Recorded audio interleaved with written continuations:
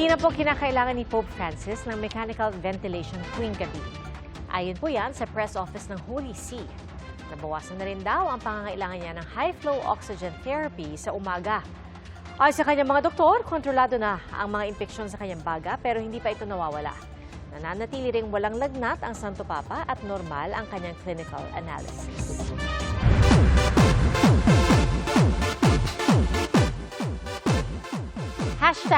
#grateful si Tom Rodriguez na masayang ibinahagi sa social media ang litratong karga ang kanyang anak na si Corben.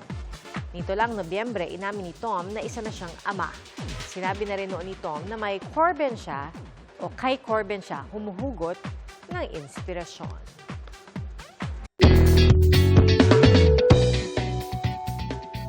Nangunguna pa rin ang Finland sa pinakamasayang bansa sa mundo ayon sa World Happiness Report. Pero pang ilan kaya ang Pilipinas? Ating saksihan. Sabi nila, likas na masayahin ang mga Pinoy. Kahit ano pang unos ang pagdaanan, hindi mawawala ang ngiti. Pero ano nga ba ang nagpapasaya sa mga Pinoy? Yan ang tinanong namin sa mga kapuso online. Lumitaw sa sagot ng marami, pera. Yung iba nga, binanggit ang iba't ibang tawag dito sa lapi, kwarta o datong, pati euro at dollars. Drop some money, ika nga sa kanta. We listen and we don't judge dahil sabi nga ng isang netizen, marami kang magagawa basta may pera. At sabi ng isa pa, gamit ang pera ay masisiguro ang future ng kanyang anak. Para rin sa marami bukod sa pera, pamilya ang nagpapasaya sa kanila. Para naman sa iba, makasama ang mga mahal sa buhay, peace of mind, good health, at pananampalataya. Bukod dyan, nagpapasaya sa isang netizen ang ginagampan ng trabaho bilang head teacher. Pero pang ilan nga ba ang Pilipinas sa pagiging masaya kung ikukumpara sa ibang bansa?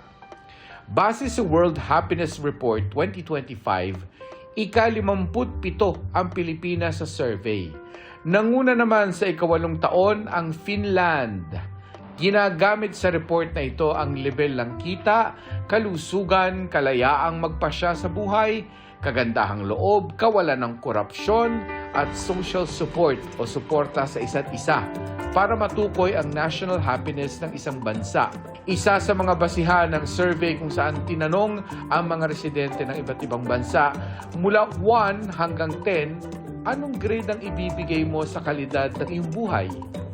7.74 ang average score ng mga taga-Finland sa nakalipas na 3 taon. They have lots of resources, GDP, and especially they share it very equally. So they exhibit healthy lifestyles, healthy behaviors resulting in healthy life expectancy, and a healthcare system which is mostly universal and free. And then, importantly, social support. So they trust each other, both others in the community around them, but also the institutions. Caring and sharing ang tema ng survey ngayong taon. Tiningnan din ito ang epekto ng pakikipagkapwa sa kasiyahan ng isang tao.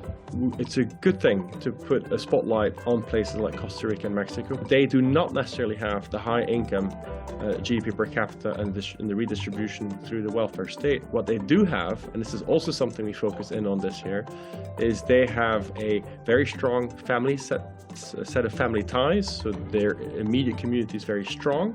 Para sa GMA Integrated News, ako si Mark Salazar, ang inyong saksi. Mga kapuso, idineklarang regular holiday ng Malacanang ang April 1, araw ng Martes. Nakasad po sa Proclamation No. 839 na yan po ay bilang pagunita sa Eid al-Fitr ng mga kababayan nating Muslim. At salamat po sa inyong pagsaksi. Ako si Pia Arcangel para sa mas malaking misyon at sa mas malawak na paglilingkod sa bayan.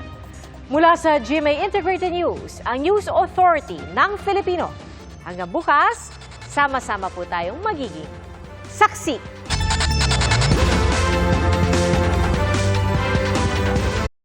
Mga kapuso, maging una sa saksi. Mag-subscribe sa GMA Integrated News sa YouTube para sa iba't ibang balita.